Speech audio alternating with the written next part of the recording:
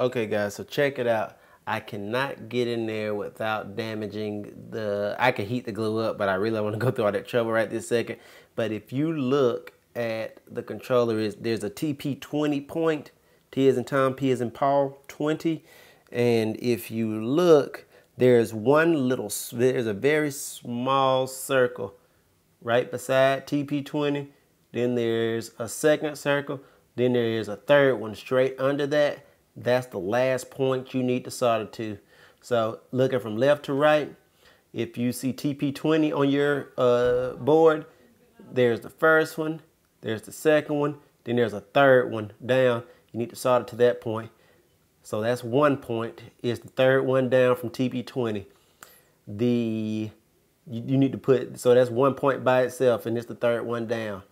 2 points, and I would use two color wires, black and red, need to go to TP18, and 1 point needs to go to the very top of this chip, very top one on the right hand side, and that's all your 4 points. And at that point, it's pretty much you just are matching them up. All right. So if you're looking at the back of your controller here, make sure I'm telling you right again. Hold on. Because I lost it. I confused myself. All right. So this wire that's going all the way up to the top of this chip, very last point, it attaches to pick a side of this button. But if the button is placed left or right, it attaches to one side of your button. When you're looking here, the left hand button, however you're going to mount it, it attaches to one side. The other button on that TP18 I just showed you guys, remember there's 2 points there, it attaches to the other point on this. So basically, you run two wires to, let me get that, TP18 is, you can see TP18 right. Come on, camera, focus. Don't act crazy. Ooh, I'm sorry, guys. That gives you a little better look. Sorry. Trying to get it where you guys can see. That is TP18. So you're going to run 2 wires to TP18. I would pick 2 colors. One of those wires goes to each button. This wire that goes to the top of this chip, it goes to the left button exclusively. And that one that's 3 down from TP20, it goes to the right. And that's pretty much it. And that will relocate the buttons. Now, one thing I do need to tell you, that soldering point, which is why I said this isn't for beginners or newbies, is no joke. If you look here, these points are tiny. Just to give you an example, that's the kind of point you'll be soldering, and it's little. So what you have to do is you need to scrape that off with, I recommend an X-Acto knife, and be really careful. Otherwise, solder will not stick to this point. So you need to scrape it off, and then not that point. So that's a poor example. Let me show you the exact point. That third point under TP20, you need to scrape it off with, you need to scrape the solder off of it and try to get in there, scrape the point off and clean it up so that solder will stick. Then you attach your wire there, and that goes to the right button if you're looking left to right. This one goes to the left button. This one you have to be careful just to only get solder on that last of these little digits here. They run really close together, so I recommend just a dab of solder and touch it on that outside button. If you touch and solder 2 of these together, you're not going to get it loose. So you're going to be screwed. So I just want to make sure you know that.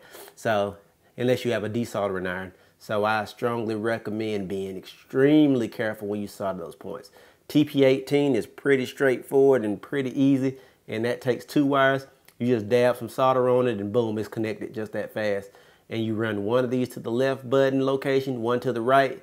This wire here goes to the left button location.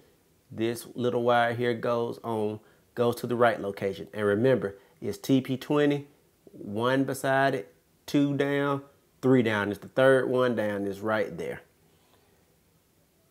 and it's directly under a P for, I forget what that other one is, but it's directly under the TP for something else. And that's pretty much it, guys.